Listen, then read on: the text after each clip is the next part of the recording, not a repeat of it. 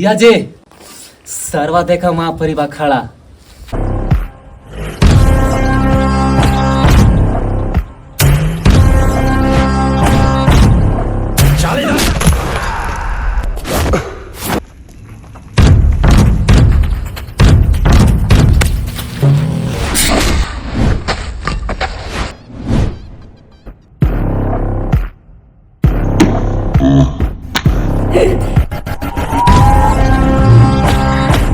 ते लोग एकदम लत कूचे बड़ा सन बेगर लाद के तो ते लोग मानवे न।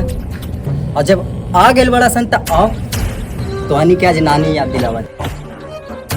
अरे सरवा तू ज्यादा कुछ ना बोला तड़े। भैया के बारे में कम बोल, फायदा करी ना तो रहीबे ना यहाँ पर, ठीक बा। देवो के देव महादेव जेकर साथे भोलेनाथ इतना साले दौड़ा के मारब ना कि तोरा के नानी याद आ जाए। कुछ ज्यादा ना बोला तड़े रे, कम बोल, फायदा करी फायदा। चुप मार साल। आओ रे साला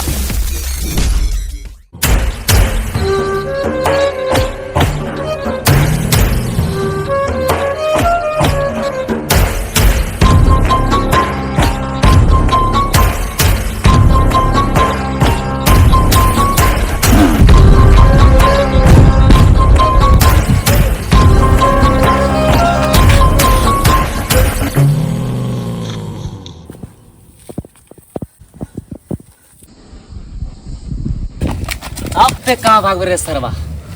धरा गए ना भैया जी, सरवा ही परिवा। सब ये सरवा कौन बा भैया? मार साला एकरो के। साला चुप। अब टोनी के कौन बचाई? आ गए बड़ा यहाँ पे तो कोनी टोनी बच के रह जाइए सन। बहुत भूखा तारे, तू भी पिटेबे यहीं पे। अरे आजा देख ले, आजा भैया चला।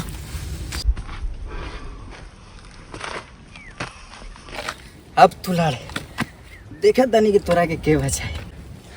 तू बैठ जाके वजिया बैठ के तमाशा देखब। आजा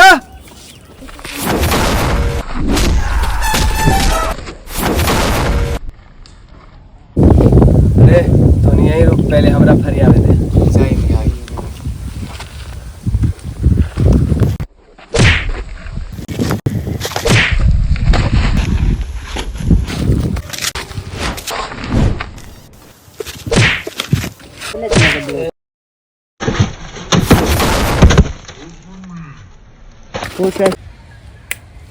जा भाई।